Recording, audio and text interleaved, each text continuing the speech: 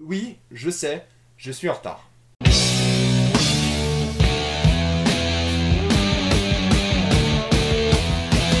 Ozark. Ozark est encore une nouvelle série Netflix, parce que là Netflix ils nous font gober mais de tout. Le mois d'août sur Netflix il est rempli mais de plein de trucs qui ont l'air super intéressants, et dommage que je suis en vacances. Ozark, c'est l'histoire de ce père de famille qui est une sorte de conseiller financier, une sorte d'investisseur, et qui blanchit de l'argent pour le cartel. C'est l'histoire de ce gars et de sa famille qui vont avoir des problèmes avec le cartel et qui vont devoir déménager à Ozark. L'idée c'est que ce père de famille doit aller à Ozark avec sa famille et blanchir de l'argent là-bas. Il doit blanchir je sais pas combien d'argent en très peu de temps. Et il n'y a pas trop de marché potable, c'est une petite ville, c'est une petite région, il n'y a pas trop de quoi faire. Donc il faut vraiment qu'il investisse de l'argent et qu'il essaie de rembourser le cartel. Ça fait très Breaking Bad, on va pas se le mentir, ça fait très Breaking Bad mais avec un peu de Justified dans le tas. C'est un compliment parce que c'est une série qui est vraiment réussie, ça manque de séries sérieuses comme ça à la Breaking Bad où c'est très posé, très calme, en même temps c'est très tendu et très stressant à certains moments. Mais c'est pas non plus Breaking Bad où il y a une vraie évolution d'un personnage. Là le personnage, il n'y a pas une réelle évolution parce que ça fait longtemps qu'il blanchit de l'argent pour cartel. C'est comme si Heisenberg était à la fin de la série en train de continuer de faire de la drogue.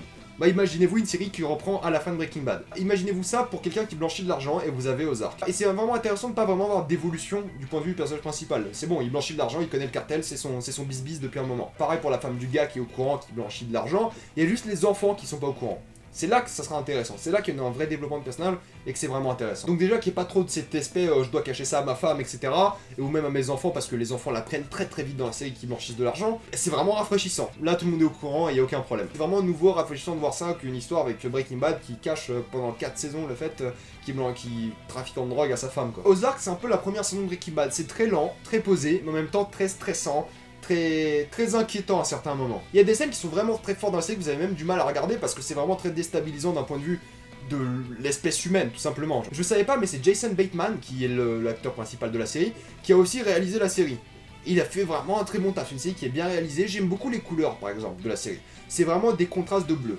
Et il représente vraiment bien les bons moments de la série où c'est censé être calme, censé être énervé, etc. Du coup, cette famille arrive dans cette ville et il y a plein de nouveaux personnages qui apparaissent dans cette ville. Et au premier abord, ils ont tous l'air un peu clichés, un peu banal, un peu genre quelque chose qu'on a déjà vu plein de fois avant et sans gros intérêt. Mais plus on avance dans la série, plus on se rend compte que c'est des personnages plutôt complexes, qui ont des vraies émotions, des vraies personnalités bien distinctes et qui ont tout simplement un état très attachant pour le spectateur. Quand on les voit, on se dit ah ça c'est un enculé, puis un épisode plus tard on fait ah oui, quand même, pourquoi j'ai dit que c'est un enculé plus tard avant ouais.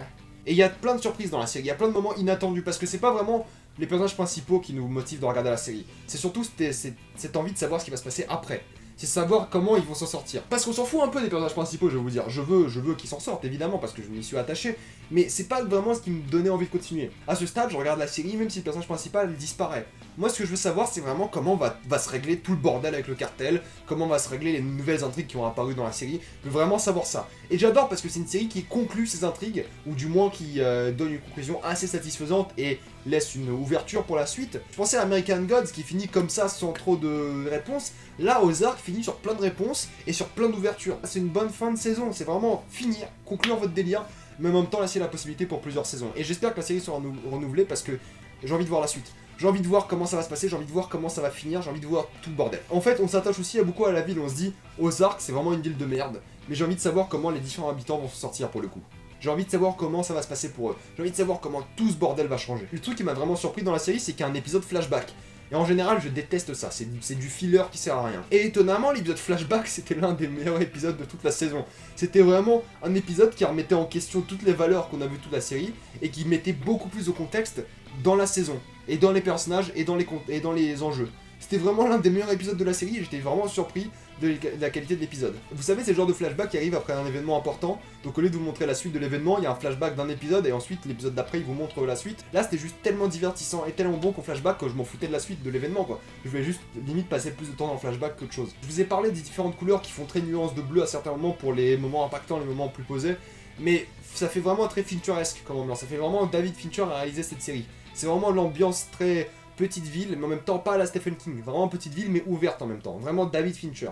On dirait vraiment qu'une patte très David Fincher dans la série. Les intrigues sont divertissantes, et elles ont une vraie conclusion, elles sont vraiment bien amenées, les personnages sont vraiment attachants, ils sont bien développés pour la plupart des cas. Et on a vraiment l'impression d'habiter dans cette ville, et c'est vraiment très bien foutu. Et en plus, bonus, le méchant de la série est tout à fait génial. Il est absolument charismatique, effrayant, y a rien à dire, c'est un super méchant, on comprend bien ses motivations. C'est l'un des meilleurs méchants que j'ai vu dans une série télé cette année. Et il fait juste bader tout le monde. Il est excellent. Avez-vous vu Ozark? Si oui, mettez-moi ça dans les commentaires. Qu'en avez-vous pensé? Si vous avez détesté, dites-moi pourquoi. Si vous avez adoré, dites-moi pourquoi. Suivez-moi sur Facebook, sur Twitter, allez voir mes dernières vidéos. Abonnez-vous à la chaîne pour plus de vidéos. Et moi, je vous dis à la prochaine fois. Salut à tous.